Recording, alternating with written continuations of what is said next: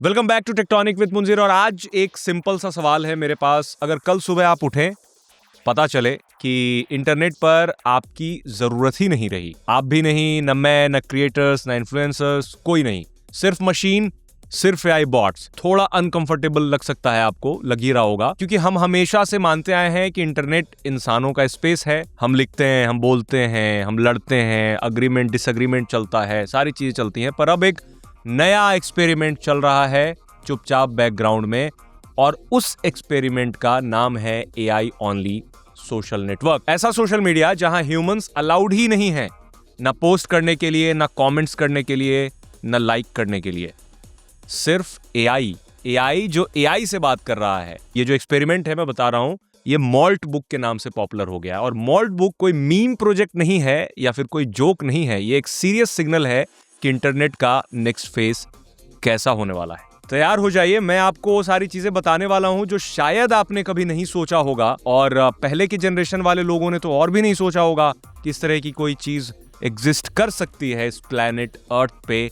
But sadly, या फिर खुशी की बात हो सकती है, ये चीज एग्जिस्ट करने लगी है, एंड बॉट्स आपस में बातें कर रहे हैं सोशल मीडिया नेटवर्क पे। फेसबुक की तरह मॉल्ट बुक आ गया है। अब थोड़ा स्टेप बैक लेते हैं। इंस्टाग्राम, फेसबुक या फिर माइक्रो ब्लॉगिंग वेबसाइट एक्स, ये सारे प्लेटफॉर्म्स ह्यूमन बिहेवियर पे काम करते हैं, likes, shares, comments and attention.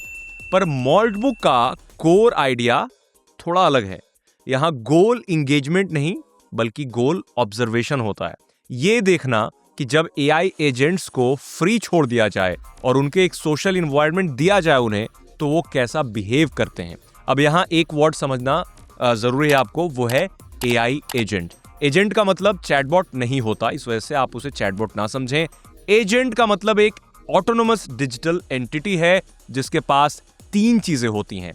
पहला, सोचने की एबिलिटी, जो लार्ज लैंग्वेज मॉडल देता है। दूसरा, याद रखने की एबिलिटी, जिसे मेमोरी या वेक्टर डेटाबेस भी कहते हैं। और तीसरा, एक्शन लेने की एबिलिटी, जिसे टूल्स और एपीआईज के थ्रू दिया जाता है।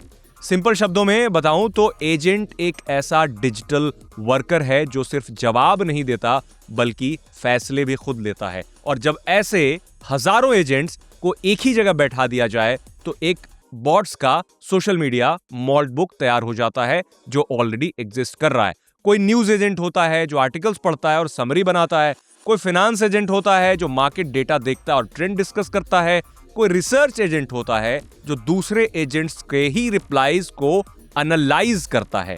और ये एजेंट्स आपस में इंटरैक्ट भी करते हैं एक दूसरे से, क्वेश्चंस पूछते हैं, रिप्लाईज करते हैं, काउंटर पॉइंट भी रखते हैं, अग्रीमेंट डिसएग्रीमेंट भी चलता है, बिल्कुल इंसानों की तरह, बस एक डिफरेंस के साथ, क्योंकि ये ह्यूमन नहीं है। और ये बात बहुत इंपॉर्टेंट है, स्कैरी भी, क्योंकि ये एजेंट्स आपसे बात नहीं कर रहे हैं, ये आपस में बात कर रहे हैं। अब सवाल उठता है कि ये सब करने की जरूरत ही क्या थी, क्यों थी? आंसर थोड़ा बोरिंग आपको लग सकता है, पर रियलिटी में काफी खतरनाक है। वो ये कि जो एआई कंपनीज हैं, अब एआई को रियल वर्ल्ड डिसीजन मेकर बनाना चाहते हैं। News filtering, hiring, customer support, financial analysis. पर कोई भी कंपनी डायरेक्टली एआई को पब्लिक के बीच बिना टेस्टिंग के नहीं छोड़ सकती, जाहिर सी बात है। इसलिए इन्होंने एक आइडिया निकाला। पहले एआई को एआई के साथ रहने दो, एक कंट्रोल्ड एनवायरनमेंट में, जहां एआई गलती करे तो डैमेज लिमिटेड रहे। इसलिए मॉल्ट बुक जैसे प्लेटफॉर्म्स एक सैंडबॉक्स की तरह, यानी प्लेग्राउंड की तरह भी काम करते हैं। यहां यह देखा जाता है कि अगर एआई एजेंट सिर्फ एआई से बात करते हैं तो क्या होता है। क्या वो सच बोलते हैं? क्या वो गलत इन्फो बताते हैं? क्या वो एक दूसरे के बायस को कॉपी करते हैं? और यहीं से एक डेड इंटरनेट थ्योरी वापस याद आती है। ये थ्योरी कहती है कि इंटरनेट पर जो एक्टिविटी दिख रही है, उसका बड़ा हिस्सा ऑलरेडी बॉट्स चला रहे हैं काफी पहले से। हम बस ये समझ रहे हैं कि ह्यूमंस बात कर रहे हैं। तो ये बेसिकली एक्सपेरिमेंटल है, यहाँ कोई प्रिटेंड नहीं करता है, यहाँ ओपनली बोला जाता है। अब वो सारे बॉट्स हैं तो ह्यूमन से इंटरेक्ट नहीं करते।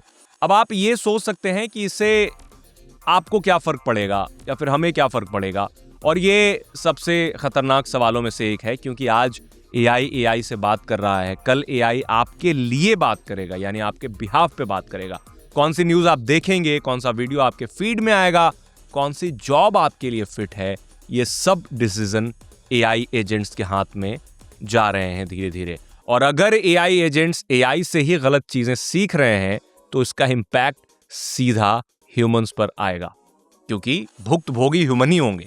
इसलिए सिर्फ टेक एक्सपेरिमेंट नहीं है, ये एक पावर एक्सपेरिमेंट है, ये कंट्रोल का एक्सपेरिमेंट है, और ये इंटरनेट के फ्यूचर का भी एक्सपेरिमेंट है, क्योंकि ये बहुत बड़ा बन सकता है। अब एआई एजेंट का ब्रेन कैसे काम करता है, एलएलएम क्या होता है, आरएजी का रोल क्या है, और टूल चेंजिंग से एआई एक्शन कैसे लेता है। अभी तक मैं आपको ये बता रहा था कि एआई एजेंट्स आपस में बात करेंगे, पर एक सवाल ये भी है कि एआई एजेंट को, मतलब एआई एजेंट के अंदर क्या होता है, क्या चलता है, व्हाट इज एआई एजेंट, क्योंकि तब तक आप मॉडल बुक को शायद ना समझ पाए जब तक आपको यह ना पता हो कि ये होते क्या है। सबसे पहले एक चीज आपको समझना पड़ेगा, AI agent is not equal to ChatGPT, उसके बराबर नहीं है। चैट जीपीटी एक बेसिकली सर्च इंजन है, वहां आप कोई चीज सर्च कर सकते हैं, आप सवाल पूछ सकते हैं, जवाब देगा। लेकिन एजेंट तब भी काम करता है जब आप पूछते ही नहीं है, यानी खुद से काम करता है। एजेंट प्रोएक्टिव होता है, और यही एक गेम चेंजर है एआई एजेंट्स। अब एजेंट का ब्रेकडाउन मैं आपको देता हूं। एक एआई एजेंट के 3 कोर लेयर्स होते हैं। पहला layer brain, like a human brain. अब इस ब्रेन को टेक्निकली लार्ज लैंग्वेज मॉडल भी कहते हैं, एलएलएम, जैसे GPT-4 मॉडल हो गया, या फिर क्लाउड हो गया, या फिर कोई भी ओपन सोर्स एलएलएम हो गए। ये मॉडल लैंग्वेज को समझते हैं, लिखते हैं, रीजनिंग करते हैं, पर सिर्फ ब्रेन होने से काम नहीं चलता, तो इसको एज ए ब्रेन मान ले। तो ब्रेन के पास मेमोरी नहीं होती, इसलिए आती है दूसरी लेयर, वो होती है मेमोरी लेयर। यहां पर वेक्टर डेटाबेस यूज किए जाते हैं।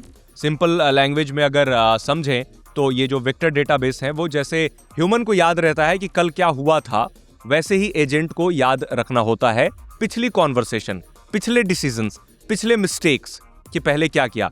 अब वेक्टर डीबी टेक्स्ट को नंबर्स में कन्वर्ट करता है और सिमिलैरिटी के साथ, मतलब उसी बेसिस पे वो सारी यादें निकालता है। इसको बोलते हैं सिमेंटिक मेमोरी।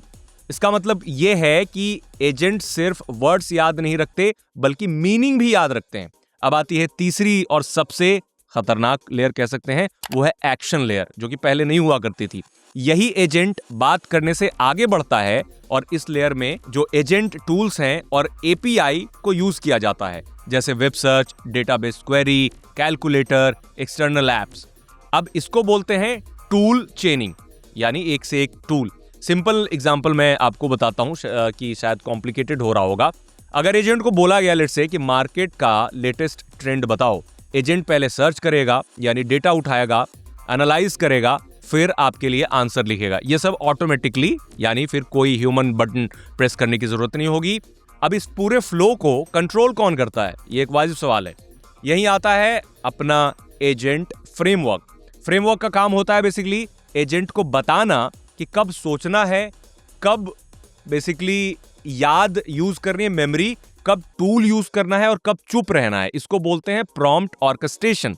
प्रॉम्प्ट का मतलब सिर्फ एक क्वेश्चन नहीं होता, प्रॉम्प्ट एक इंस्ट्रक्शन होती है, पूरी की पूरी जो इंस्ट्रक्शन हम देते हैं। जैसे कोई न्यूज़ एनालिस्ट आप बना लो और उनको बताओ कि आप न्यूज़ एनालिस्ट हो, इन्फॉर्मेशन, मिस इन्फॉर्मेशन को पकड़ो, सिर्फ वेरीफाइड सोर्सेज से ही डिटेल लाओ और इमोशनल लैंग्वेजेस को अवॉइड करो। ये सब एक सिस्टम प्रॉम्प्ट में सेट होता है और एजेंट उस प्रॉम्प्ट के अंदर काम करता है। अब यहाँ एक और लेयर आती है जो बहुत इंपॉर्टेंट है, RAG, जिसे रैग भी कहा जाता है, रिट्रीवल ऑगमेंटेड जनरेशन। ये काफी पॉपुलर हो रहा है इन दिनों, आप सर्च कर सकते हैं इसके बारे में डिटेल से। बेसिकली एजेंट सिर्फ अपनी ट्रेनिंग पर डिपेंड नहीं करता, बल्कि एक्सटर्नल नॉलेज बेस से भी डेटा उठाता है, जैसे documents, reports, journals, research papers. फिर उस डेटा को यूज करके फाइनल आंसर जनरेट करता है। इससे 2 फायदे होते हैं इस आंसर जनरेट करने से। पहला, हेलुसिनेशन कम होती है, क्योंकि हेलुसिनेशन से गलत आंसर आपको मिल जाता है। दूसरा, आंसर्स अपडेट होते रहते हैं रियल टाइम, मतलब तुरंत की जानकारी मिलती है। मॉडबुक जैसे प्लेटफॉर्म्स में हर एजेंट का अपना रैग पाइपलाइन हो सकता है। इसका मतलब ये कि एक एजेंट एक टाइप का डेटा देखता है, दूसरा एजेंट दूसरे टाइप का डेटा देखता है, और फिर ये एजेंट्स आपस में कंक्लूजन शेयर करते हैं। अब इमेजिन करो आप 1000 एआई एजेंट्स के पास अलग अलग मेमोरी, अलग अलग टूल, अलग अलग डेटा सोर्सेज, और सब आपस में बात कर रहे हैं। ये कॉन्वर्सेशन रैंडम नहीं होती, ऐसा नहीं इंसान की तरह कुछ भी बात कर रहे हैं। ये बिल्कुल बाकायदा स्ट्रक्चर्ड होती हैं। टॉपिक्स होते हैं, थ्रेड्स होते हैं, फॉलो अप्स होते हैं, एग्जैक्टली जैसे ह्यूमन फोरम में आप देखते हैं। बस ये फर्क है यहाँ पर कि यहाँ स्पीड ह्यूमन से हजारों लाखों गुना ज्यादा होती है और फटीग जीरो। अब आते हैं इंफ्रास्ट्रक्चर पर कि कैसे ये सस्ता नहीं है। हर एजेंट के लिए कंप्यूट चाहिए, जीपीयूज चाहिए, टीपीयूज चाहिए, हाई मेमोरी सर्वर्स चाहिए, वेक्टर डेटाबेस का कॉस्ट अलग और स्टोरेज का कॉस्ट अलग, इलेक्ट्रिसिटी कंजम्पशन अलग। इसीलिए मॉल्टबुक जैसे प्लेटफॉर्म्स अभी एक्सपेरिमेंट स्टेज में ही हैं। ये इंस्टाग्राम के स्केल पर नहीं है, तुरंत अभी आ नहीं सकते, पर ये वार्निंग सिग्नल जरूर है, क्योंकि जैसे ही कॉस्ट कम होगी, जिस मॉडल को ज्यादा इफिशिएंट तरीके से चलाया जाएगा, ऐसे प्लेटफॉर्म्स मेन स्ट्रीम हो सकते हैं, जैसे कि चैट जीपीटी को टक्कर लिया था डीप सीक R1 ने। तो क्वेश्चन ये है कि अगर ये सारी चीजें अभी चल रही हैं तो इसे कंट्रोल कौन करेगा इस तरह के सोशल मीडिया को। सबसे रिस्की पार्ट इसका क्या है? Emergent behaviour. इस तरह के सोशल मीडिया का ये वो बिहेवियर होता है जो किसी ने प्लान ही नहीं किया।